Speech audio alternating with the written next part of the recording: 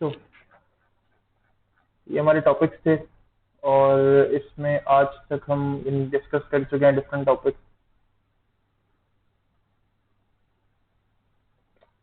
We have seen operators operators हम देख चुके हैं, ठीक है, बिल्कुल ही रिसेंटली।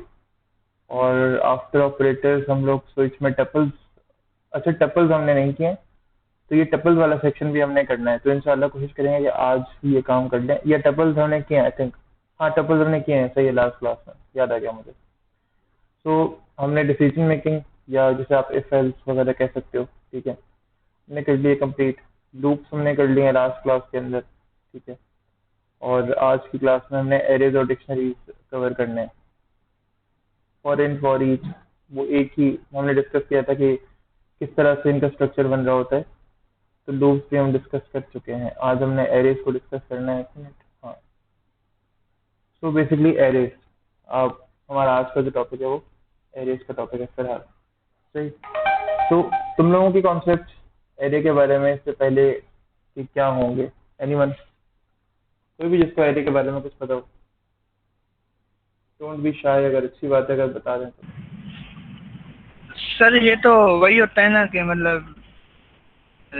मतलब जैसे एक ही चीज को हम जितनी बार प्रिंट करवाना चाहें करवा सकते हैं।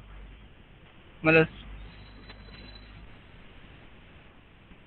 एक ही चीज को जैसे मतलब मल्टीपल, थोड़ा सा करीब हो और कुछ ट्राई करो, बहुत करीब हो सर उसमें जैसे ठीक उस है। दिन पढ़ा था डू डू और वाइल डू पढ़ा था ना डू हमने। और वाइल तो देखो लूप्स है सर ना, वो तो डेटा स्टोरेज रिपीटेशन। भी होता है।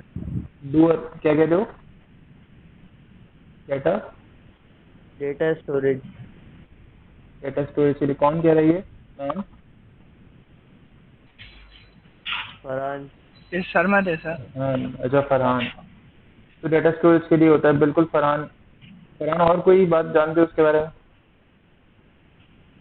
सर मतलब जैसे किसी शॉप वगैरह पे जाते हैं ना, जैसे जैसे सामान की लिस्ट बनाते हैं वो लोग, तो जो सही। मतलब ऐड करते जाते हैं तो वो नंबर बढ़ते जाते हैं, 1 2 3 4, जितने सामान होते हैं उतने मतलब नंबर होते हैं। जितना सामान होता है उतना ज्यादा नंबर होता है, कह सकते हो हाँ यार, सर। कह सकते हो, बिल्कुल कह सकते हो। सर मतलब और बिलिंग कोई? में यूज होता है, जैसे बंदा बिल वगैरह निकालता है किसी चीज का रेस्टोरेंट पे या मतलब सामान वगैरह पे, जैसे यार मतलब। नहीं, बेसिकली सीन ये होता है कि जब भी हमें जरूरत पड़ती है, फॉर एग्जांपल तुम्हारे फोन है। अब मसला ये है कि तुम्हारा जो फोन है उसके अंदर तुम अगर कॉन्टेक्ट लिस्ट के अंदर जाओगे ना, तो तुम्हें एक नंबर सेव करना है। फॉर एग्जांपल तुम्हें नंबर सेव करना है मेरा, ठीक है। अब तुम्हें ये पता चला कि यार सर के तो चार चार नंबर हैं, ठीक है।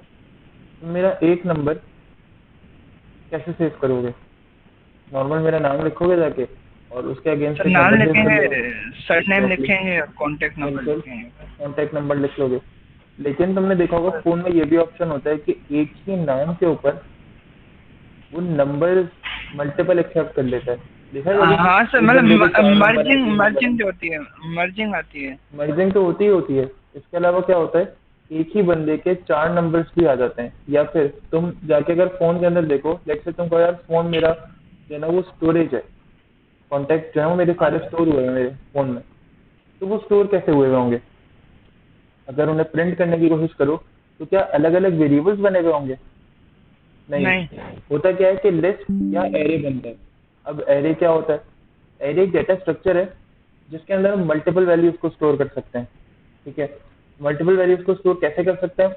On the basis of their indexes, यानी कुछ एक्सेस पॉइंट्स होते हैं उन वैल्यूज के, उनकी बेसिस पर हम क्या कर सकते हैं, अपनी उन वैल्यूज को स्टोर कर सकते हैं।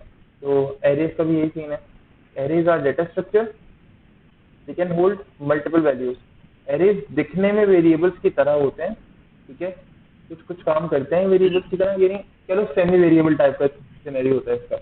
ये कुछ हरकतें वेरिएबल की तरह करते हैं, कुछ हरकतें इनकी जो है ना वो यूनिक होती हैं, कुछ काम इनके यूनिक होते हैं, जैसे इंडेक्सेस वाला काम।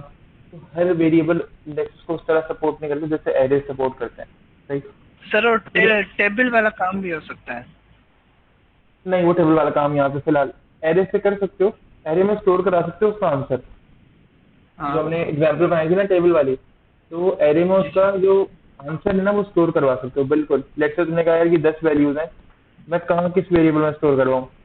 तो स्विफ्ट ने तुमसे कहा भाई देखो सर, एक वक्त में वेरिएबल के अंदर एक ही वैल्यू आ सकती है। जाहिर है अब हमने सोचा कि यार अगर एक उसमें एक वैल्यू आ सकती है तो इसका कोई सोल्यूशन, कोई ऑल्टरनेटिव निकालना पड़ेगा। तो अच्छा। उसके लिए होता क्या है कि हम क्या करते हैं, हम ऑल्टरनेटिव वैल्यू तो निकालते हैं कैसे, या ऑल्टरनेटिव सोल्यूशन निकालते हैं, वो कैसे निकालते हैं, कुछ ऐसा बनाते हैं जिसके अंदर मल्टीपल वैल्यूज आ सकें। जैसे कि एक ऐसा बैकपैक जिसके अंदर एक वक्त में 3 से 4 बुक्स आ जाएं या मल्टीपल बुक्स आ जाएं, ऐसा सिनेरियो। सही है। तो अब एरेज यहाँ स्विफ्ट में किस तरह से काम करते हैं, तो जरा देखो, पढ़ो यहाँ पर। Swift arrays are Swift used to store ordered list of values. ठीक है, ये ऑर्डर्ड लिस्ट ऑफ वैल्यूज को स्टोर करने के काम आते हैं ऑफ सेम टाइप। हमने अभी टपल्स पढ़े थे, लास्ट क्लास में ही पढ़े थे हमने। ठीक है, जी सर। टपल्स में क्या सीन था, मल्टीपल टाइप्स का डेटा स्टोर कर रहे थे। अच्छा, मैंने जानबूझ के टपल्स वाला टॉपिक लास्ट क्लास में पढ़ाया था, हालांकि मुझे वो लूप से पहले पढ़ाना था, लेकिन मुझे पता था कि मुझे आज एरेज कवर करना है, तो इसलिए मैंने टपल्स के बाद डायरेक्टली एरेज को चूज करने की जो है ना वो समझो कि एक तरह से मैंने ट्राई किया। ठीक है, जी सर।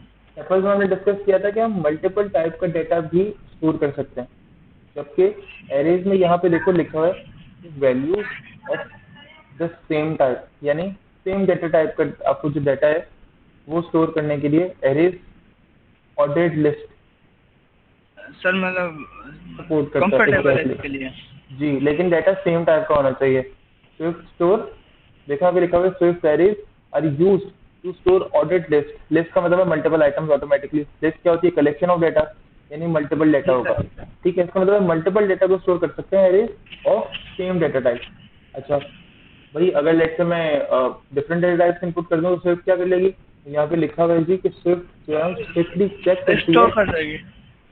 स्विफ्ट स्ट्रिक्टली चेक करती है कि आपकी डेटा टाइप बराबर है, सेम है या नहीं है। ये देखो यहाँ पे लिखा हुआ है Swift put strict checking which checking does with not allow you to enter a wrong type in an in array errors even even by by mistake. mistake। Exactly, मतलब आप गलती से भी कोई गलत टाइप एंटर नहीं कर सकते। अगर आपने इंटीजर टाइप का बनाया है तो सिर्फ उसमें इंटीजर्स ही आएंगे। अगर आपने स्टार्टिंग में उसमें स्ट्रिंग दे दिया तो अब उसमें सिर्फ और सिर्फ स्ट्रिंग्स ही आएंगे। सही है। तो if you assign a created array to a variable, अगर आप created variable एक array किसी भी वेरिएबल को असाइन करते हो, ठीक है, then it is always mutable। mutable का मतलब है कि वो एक नॉर्मल वेरिएबल में कन्वर्ट हो जाएगा। ठीक है, which means you can change it by adding or removing or changing its item। आप उसको कोई भी ऐड कर सकते हो, चेंज कर सकते हो, उसका आइटम कोई भी रिमूव या ऐड कर सकते हो। इसको हम अभी फर्दर एक्सपेरिमेंट भी करके देखेंगे। ठीक है, मैं अपनी तरफ भी स्विफ्ट का जो प्लेग्राउंड है वो ओपन कर लेता हूँ यहाँ पे, और ताकि हम एग्जाम्पल के तौर पर भी डिस्कस कर सकें। सर हम लोग भी करें। हाँ बिल्कुल। अच्छा, सब लोग अपने अपने पास जो है ना वो ब्राउजर के ऊपर स्विफ्ट का प्लेग्राउंड ओपन कर लें साथ साथ। सब लोगों से कह रहा हूँ, मैं स्क्रीन शेयर करवाऊंगा, बिकॉज साथ साथ प्रैक्टिस करते रहेंगे हम। मुझे तो कोई फायदा नहीं होगा इसका, जो मैं भी यहाँ पे लिखूंगा मुझे उसको कोई एडवांटेज नहीं होगा, लेकिन आप लोगों को इसका एडवांटेज ये होगा कि आप लोगों को फिर बाद में मेहनत नहीं करनी पड़ेगी बहुत ज़्यादा। अभी से साथ साथ लिखेंगे तो बेहतर रहेगा। ज़रा मुझे पता चले कौन कौन है क्लास में।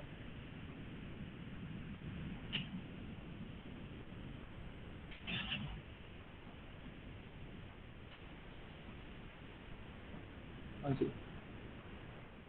क्लास में है एजाज, ठीक है, उसके मार्क, फरहान, मार्क।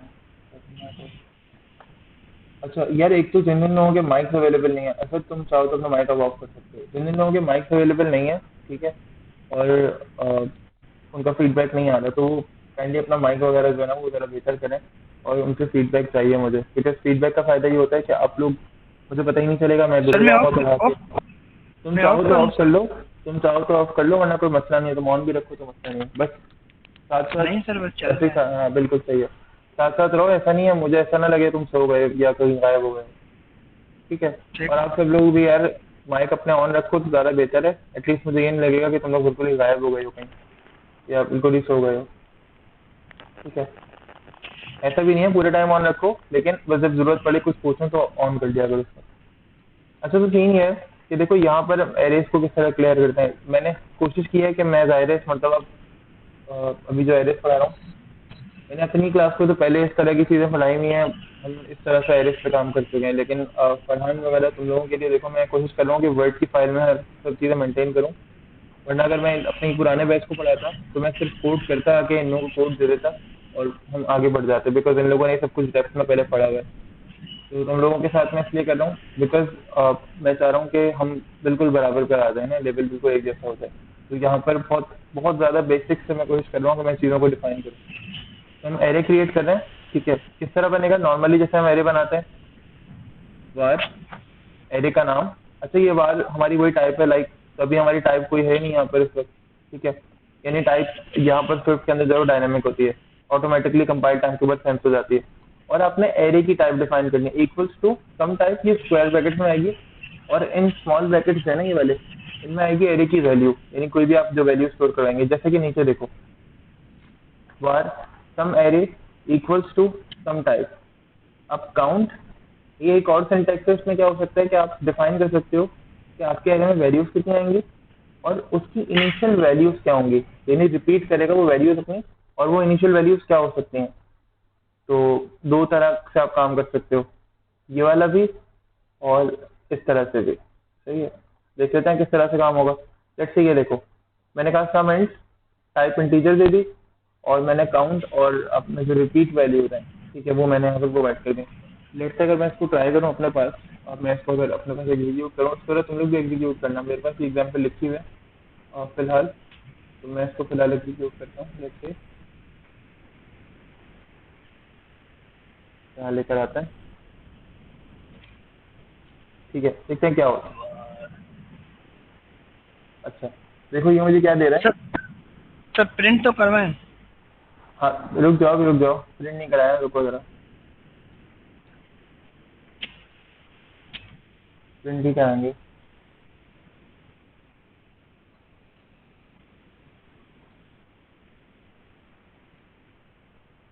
तो इशू क्या आता है, जरा देखो इशू क्या आता है। ये ना मुझे आर्ग्यूमेंट लेवल्स का कह रहे हैं कि यार आपके आर्ग्यूमेंट लेवल्स हैं वो बेसिकली प्रॉब्लम कर रहे हैं। अब इशू क्या होता है कि अगर यहाँ पर हम एरर को ध्यान से पढ़ें, तो ये कह रहे हैं कि एरर आर्ग्यूमेंट लेवल्स मिसिंग है।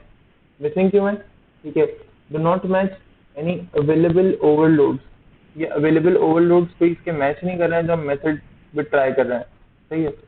वो इसलिए क्योंकि हमने ना कुछ कुछ जगहों पे देखा है, लेट्स देखो इस तरह से, अगर मैं इस तरह से डिक्लेयर करूँ ना, तो ये एरे मेरा कोई प्रॉब्लम नहीं करेगा। डायरेक्टली मैं सिर्फ बताना चाह रहा हूँ कि हम उस वक्त जब डिक्लेरेशन कर रहे होंगे तो हम कुछ एरर परफॉर्म कर सकते हैं। तो अभी हमारा एरे कोई भी प्रॉब्लम परफॉर्म नहीं करेगा, इस वक्त कोई भी इशू नहीं आएगा। वो इसलिए क्योंकि हमने टाइप यहाँ बतानी होती है, डिक्लेरेशन टाइप है।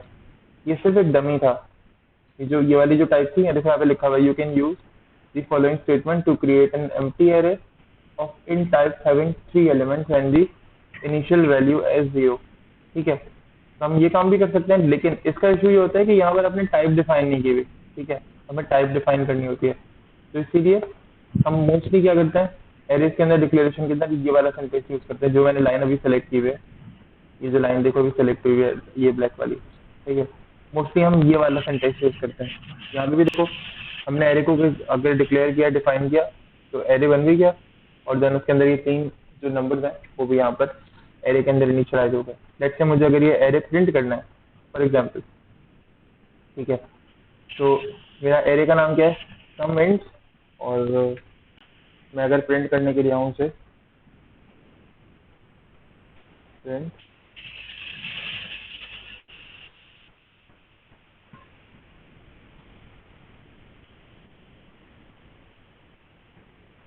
मैंने कहा 0,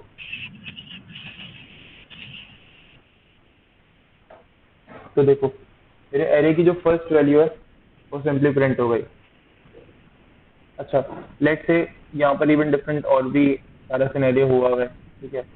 चलो अब देखते हैं क्या अब ये प्रिंट होता है, नहीं होता, कॉपी होता है, नहीं होता, या किस तरह से काम कर रहा है, ठीक है। मैं फिलहाल पूरे सेंटेंस को ले रहा हूँ, सिर्फ ये याद रखना कि मैं जहाँ जहाँ ये सारा काम कर रहा हूँ, रिपीट वैल्यू या काउंट, ये सब मैं सिर्फ डेमोन्स्ट्रेशन के लिए कर रहा हूँ, ठीक है। मैं अगेन दिखा रहा हूँ, सिर्फ ये डेमोन्स्ट्रेशन किया ताकि हम समझने में हमारे काम लें कि यार हाँ, इस तरह भी हम एरे काम कर सकते हैं।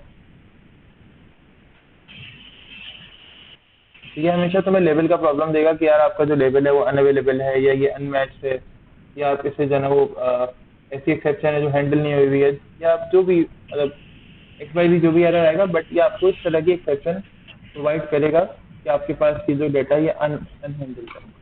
ठीक है, इवन आप ये स्पेसेस भी कम कर दो, बिकॉज मैंने क्लास में कहा था कि स्पेस सेंसिटिव है स्विफ्ट जो है वो। ठीक है, तभी आपको ये प्रॉब्लम आएगी कि ये जो लेवल्स हैं ये अनहैंडल्ड है, इनको आपने हैंडल नहीं किया। इसका कोई इशू नहीं है, बिकॉज मैं पहले बता चुका हूँ कि हमने एरे को सिंपली इस तरह से यूज करना है, और आप एरे में बाद में भी वैल्यूज दे सकते हो। हमने स्टार्टिंग में देखा, ये देखो अभी आप एरे में वैल्यूज किस तरह पास कर रहे हो, at the time of declaration आप एरे को डिफाइन कर रहे हो, उसको इनिशियलाइज कर रहे हो। बट आपने लेट्स से अगर एरे को वैल्यूज देनी है बाद में, आपने उसको मॉडिफाई करना है, तो आप इस तरह से उसको इसी इवन उसमें वैल्यूज अपेंड कर सकते हो। ठीक है, आपने एरे यहाँ पे डिफाइन कर दिया। लेट्स से मैं अगर एरे डिफाइन करूँ यहाँ पे करके,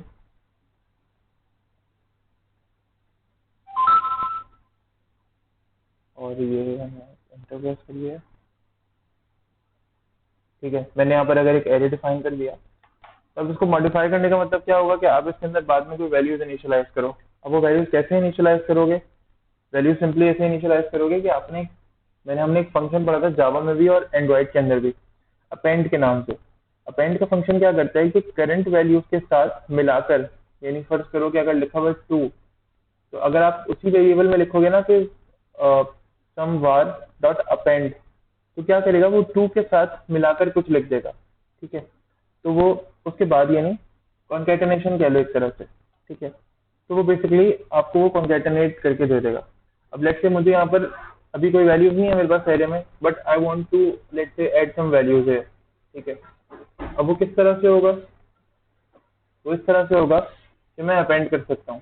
कैसे अपेंड कर सकता हूँ? देखो यहाँ पे सिंटेक्स तो इवन गिवन है, तुम लोग इससे भी हेल्प ले सकते हो।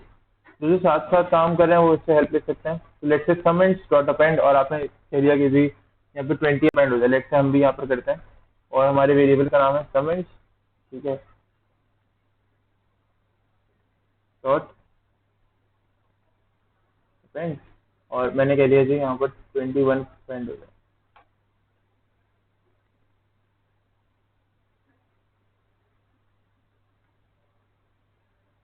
और 30 अपेंड हो जाए।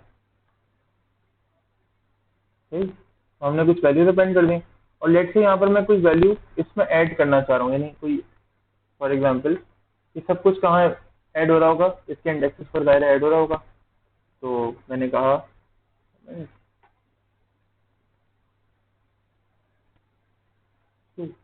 और कोई वैल्यू ऐड कर दें यहाँ पर। इससे मैंने कह दिया 40। तो ये डन। अच्छा, डन का मतलब ये होता है कि कंपाइलेशन वगैरह हो गई है, दायरा मैंने कुछ प्रिंट नहीं किया है, तो इसलिए अब देखो प्रिंट भी कर रहे हैं हम साथ साथ। मैंने यहाँ पे कोशिश की है कि सब कुछ साथ साथ करता रहूँ। तो मैंने ये किया कि मैंने एक वेरिएबल बनाया एक्स्ट्रा, उसके अंदर इसके सन इंडेक्स को रख दिया। ठीक है, इसका ये तरीका होता है कि आप प्रिंट करा सकते हो, बस मतलब कोई बहुत डिफरेंट चीज नहीं है। देखो सिंपली यहाँ पे मैंने वेरिएबल का इंडेक्स एक्सेस करके वैल्यू इस वेरिएबल में रख दी, और यहाँ पर उसको प्रिंट करा दिया, और बाकी जगह पे मैंने सिंपल इंडेक्सेस कॉल कर लिए हैं। ये सिर्फ समझाने के लिए है, कोई ऐसा कोई खास चीज नहीं है ये। वार, मैंने कहा हम वार इक्वल्स टू और कमेंट 0।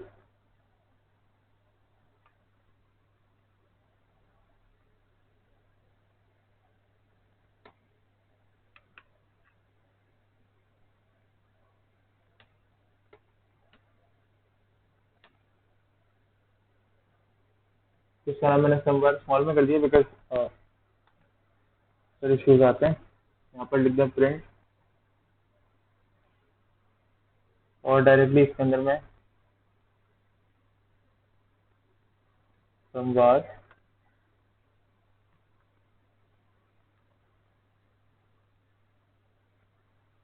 कमेंट का इंडेक्स 1,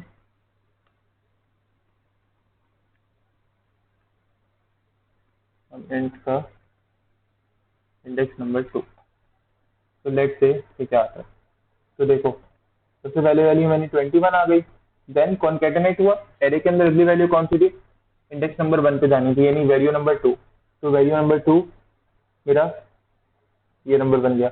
वैल्यू नंबर 3 मेरा थर्ड इंडेक्स जो कि ये बन गया। अब ये अपेंड नहीं हुआ, मैंने समझो कि एक तरह से बेसिकली अपेंड में भी यही होता है कि आप ऐड कर देते हो, लेकिन यहाँ पर ये वैल्यू ऐड हुई है 0 में, क्योंकि एरे जब भी बनता है और उसके अंदर कोई वैल्यूज नहीं होती, जाहिर है वो सारी वैल्यूज एज 0 से ही कंसिडर कर रही हो रही होती हैं। तो मैंने क्या किया, उसके अंदर ऐड कर दिया 40, तो जाहिर है वो 40 मेरे इस एरे के अंदर ऐड हो गया। लेट्स से और अगर आगे चलें, हमारे पास इस तरह की एग्जाम्पल है, मैंने इस तरह की एग्जाम्पल मल्टीपल रखी हुई है, तो ऐसा नहीं है कि तुम लोग बहुत ज़्यादा प्रॉब्लम में आओगे। अगर बाद में भी इनको देख लोगे तो इंशाल्लाह प्रॉब्लम कम से कम होगी। यहाँ पर एग्जाम्पल ये समझाई हुई है कि किस तरह से होगा। तो होगा क्या कि अगर मैंने एरे के अंदर वैल्यूज इस तरह से पास की हुई हैं, और मैं यहाँ पर क्या कर रहा हूँ कि मॉडिफाई लास्ट एलिमेंट, जो लास्ट एलिमेंट था मेरा एरे का, मॉडिफाई कर रहा हूँ, ठीक है। तो उसमें भी कोई इश्यूज नहीं आएंगे। लेट्स से मैं अगर यहाँ पर कहूँ कि इंडेक्स नंबर 2 पे जो वैल्यू थी ऐड करने के बाद, ठीक है, कमेंट इंडेक्स नंबर 2 जो था उस पर एक नई वैल्यू स्टोर कर दो, वैल्यू है 60 फॉर एग्जाम्पल। यहाँ हमने 50 की थी, वहाँ 60 कर रहे हैं, सही है, और प्ले कर दो। तो अब देखो यहाँ नई वाली वैल्यू प्रिंट होगी, बिकॉज ये वैल्यू तो कंपाइलेशन के हिसाब से लाइन नंबर 7 पे थी। लाइन नंबर 7 के बाद कंपाइलर चला तो लाइन नंबर 9 पे पहुंचा। अब जब देखा तो जो इंडेक्स नंबर 2 था उसकी वैल्यू हुई अपडेट, या जो लास्ट वैल्यू थी वो हो गई अपडेट, ठीक है। तो अकॉर्डिंगली इसने उस हिसाब से अपने आप को चेंज कर दिया, सही। मतलब मॉडिफिकेशन इस तरह से होती है, बहुत कोई डिफिकल्ट या बहुत कोई आसान सा भी चीज नहीं है, कोई बहुत मुश्किल चीज नहीं है। अब आपने लेट से एरे तो बना लिया, बट आपने एरे को प्रिंट करना है फॉर एग्जाम्पल। अब यहाँ पर तुम लोगों ने वैल्यूज देखी, हम 3 मरतबा प्रिंट लिख रहे हैं, बट ऐसा नहीं है। मैं चाहता हूँ कि मैं तीनों मरतबा डेटा को देखूं और कम से कम कोड लिखूं। तो फॉर एग्जाम्पल अगर मैं इसको कमेंट करता हूँ, अच्छा ये कोड लिखा हुआ है वहाँ पर, तो आप लोगों को प्रॉब्लम नहीं होगी। इसे मैं ऐसे अगर कमेंट करता हूँ,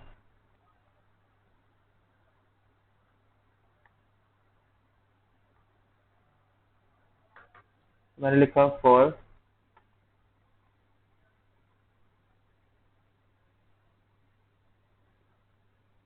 आइटम इन,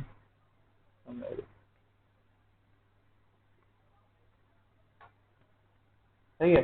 तो मेरे एरे का नाम यहाँ पे फिलहाल कमेंट्स था, ठीक है। अब यहाँ पर शायद चेंज हो गया, SMST आ गया। तो यहाँ पर मेरे एरे का नाम SMST था, मैंने क्या किया, इसका नाम हम चेंज कर दिया, फिलहाल कमेंट ही है, ठीक है। और प्रिंट कर दो। हमने लास्ट क्लास में लूप्स को डिस्कस किया था, और बस आइटम को प्रिंट कर दो और हमारा जो एरे वो यहाँ हमारे पास प्रिंट हो गया। सिंपल, बहुत कोई मुश्किल चीज़ नहीं है, बहुत आसान चीज़ है सारी।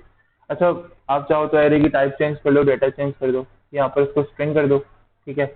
अभी मैंने नीचे यहाँ पे इसको स्ट्रिंग करा हुआ है, तो आप यहाँ पे इसको चाहो तो स्ट्रिंग कर सकते हो। देखो सिंपली स्ट्रिंग करोगे, अपेंड कराते जाओगे तो डेटा ऐड होते जाएगा, ठीक है। अगेन आप चाह रहे हो कि आप इंडेक्स भी प्रिंट करो, तो इसमें भी कोई मुश्किल चीज़ नहीं है, ठीक है। वो कैसे होगा, बहुत आसान है। देखो इंडेक्स अलग प्रिंट कर सकते हो, आइटम अलग से प्रिंट कर सकते हो। अगर कोई अब वैल्यू दोगे ना इसको स्टार्टिंग में यहाँ पर, तो क्या होगा,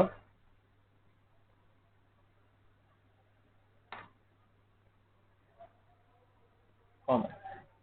अब क्या होगा कि इंडेक्स एक अलग चीज होगी, और यानी इंडेक्स आपका जो है ना वही 0 1 2 3 4 जो आइटरेट हो रहा होगा वो होगा। आइटम भी होगा तो वही, लेकिन आइटम के नाम से ना एरे का एलिमेंट प्रिंट हो रहा होगा। यानी फर्ज करो आपने फॉर ईच लूप में देखा है, तो जब आप फॉर ईच लूप लगाते हो तो आप कहते हो ऑब्जेक्ट इन कलेक्शन, तो आपका हर एक ऑब्जेक्ट प्रिंट हो रहा होता है। यहाँ पर जो ऑब्जेक्ट वाला काम है ना वो आइटम कर रहा होगा, और इंडेक्स 0 1 2 3 वो कौन कर रहा होगा, वो अभी हमने जो करवाना है वो किससे करवाना है, वो इंडेक्स से करवाना है, सही है। तो लेट्स से मैं अगर स्टेटमेंट को थोड़ा चेंज करूँ और मैंने यहाँ पे लिखूँ कि वैल्यू ऑन इंडेक्स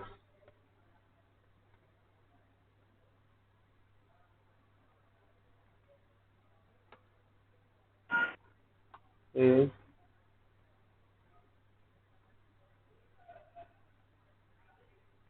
आइटम, ठीक है। तो देख लेते हैं क्या होता है। तो देखो, अच्छा कहाँ इशू आ रहा है?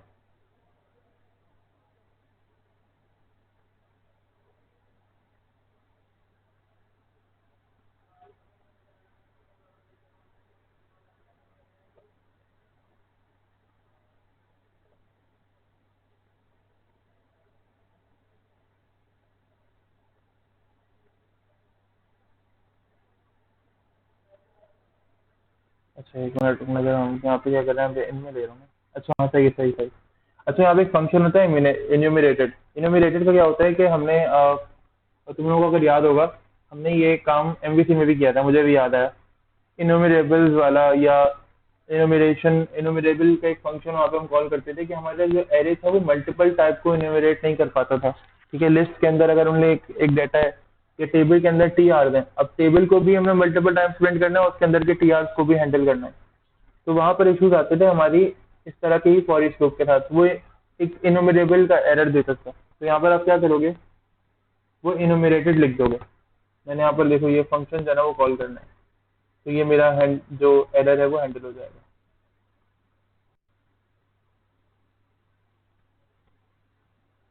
ये इन्यूमरेटेड का फंक्शन यहाँ पे कॉल कर लो। ठीक है, तो यहाँ पे आपका जो डाटा है वो हैंडल हो जाना चाहिए। अच्छा अभी क्या कह रही है, आफ्टर फॉर ईच कॉलन,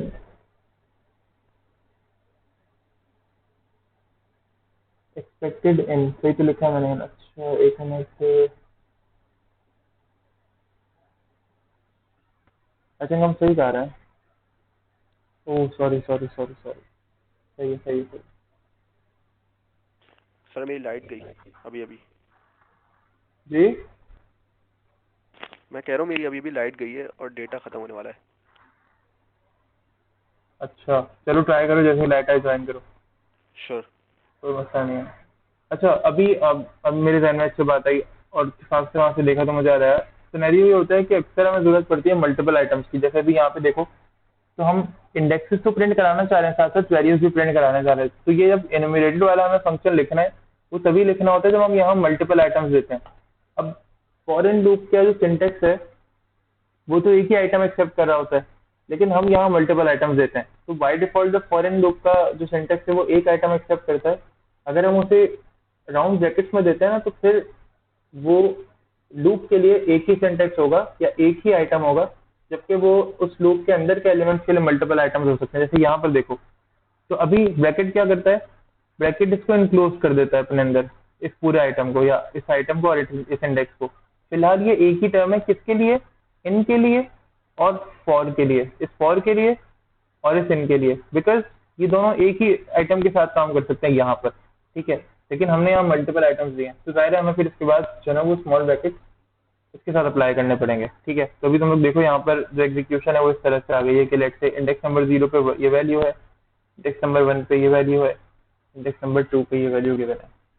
तो सिनेरियो बेहतर हो गया है, तो सही है। यहाँ पे भी हमें नीचे मिल रहा है। अच्छा दो एरेज को ऐड करना है, तो यहाँ पे देखो सिंटेक्स लिखा हुआ है ये इसका, तो ये बहुत आसान है कि ये आपका पहला एरे हो गया, ये आपका सेकंड एरे हो गया, फर्स्ट एरे के अंदर ये कुछ वैल्यूज हैं। अगेन ये सिर्फ एक आइडिया के लिए है, आपका जो असल सिंटेक्स है वो किस तरह का होगा, आप इस तरह का सिंटेक्स लिखोगे। लेट्स से अगर आपने दो एरेज बनाने हैं, तो आपके वो दोनों एरेज होंगे इस तरह के। लेट्स से अगर मैं ऐसे दो एरेज बना लूँ, चलते हैं वहाँ पे बनाते हैं। अगर मैं इन सबको रिमूव करूँ यहाँ से, ठीक है, और ठीक है, तो समेंस 1,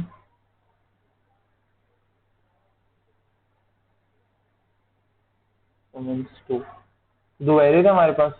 ठीक है, और हमने क्या करना है, अब देखो यहाँ पर उसको आगे समझ सकते हो, पहले हम यहाँ देखते हैं, फिर तुम लोग भी ट्राई करना साथ साथ, और उसके बाद मैं भी करूँगा। ठीक है, तो एडिंग टू एरेज, हमने दो एरेज बना लिए। अगेन वही वाली बात कि हमने डिस्कस किया कि भाई एरेज की जो टाइप्स है, एरेज का जो स्टाइल है वो सिर्फ मैंने डेमो के तौर पे यहाँ पे शो किया हुआ है। तो मैं 31 कर दूँ, मैं 5 कर दूँ, तो मैं 98 कर दूँ। ठीक है, तो एरेज का सिर्फ स्टाइल यहाँ पर गिवन है, हमने ही असल में एरेज को डिक्लेयर करना है, किस तरह से करना है वो हमने देखना है। सिंपली क्या होगा, मैंने एक वेरिएबल बनाना है, ठीक है, थर्ड वेरिएबल, और उसमें ए और बी को ऐड करा देना है, और सिर्फ उस थर्ड वेरिएबल को प्रिंट करा देना है। कैसे देखो जरा, इनको सिर्फ as a variable print add करा दो। मैंने लिखा var var और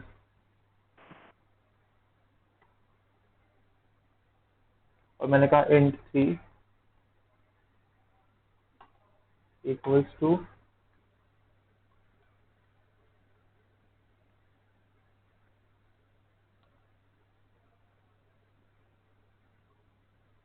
1 और मैं ऐड करा दूं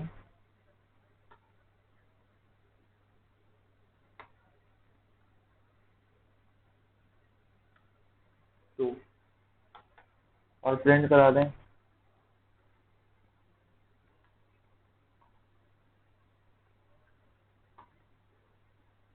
int और int3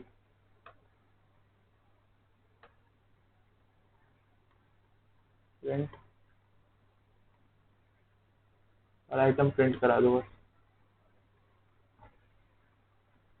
लेट्स से तो देखो मेरे जो आइटम्स है ना, मेरे दो एरेज आपस में ऐड हो गए, ठीक है। तो जो वैल्यूज है मेरी वो कुछ इस तरह की थी, ये देखो पहले 3 वैल्यूज ये आ गई और फिर जो 4th वैल्यू है वो ये वाली आ गई, ठीक है। अब मुझे भी फिलहाल शो नहीं हो रही है सारी वैल्यूज, ये तुम लोगों को पता है कि इश्यूज आते हैं उसके कंपाइलर के, मुझे पूरा डाटा शो नहीं करता। तो और मिनिमाइज करूँ तो ये मेरा सारा डाटा आ गया। ये देखो अगर सिर्फ ज़ाहिर है मीट पे तुम लोगों को ये वैल्यूज इतनी छोटी नजर नहीं आ रही होंगी, बट 1 2 3 ये हमारी 3 4 5 और 6, तो ये छः की 6 वैल्यूज यहाँ पर अपडेट हो गई है और इनमें कोई इशू भी नहीं आ रहा। तो एडिंग भी आप इस तरह सिंपली जो है ना वो एरे की, यानी आप एरे को सिंपली इस तरह से ऐड करवा सकते हो। आपने एरे की वैल्यूज काउंट करनी है, अगेन एरे का सिंटेक्स वही रहेगा। आप चाह रहे हो कि एरे की वैल्यूज काउंट करो, कितनी वैल्यूज हैं आइटम ए में, आइटम बी में और आइटम सी में, यहाँ पर जो एरे है बेसिकली, ठीक है। तो आप क्या कर सकते हो, लेट्स से कि अगर मैं इसको रिमूव करूँ यहाँ पर 2 को फिलहाल, और मैं इस एडिशन को भी फिलहाल हटा दूँ, और मैं चाह रहा हूँ कि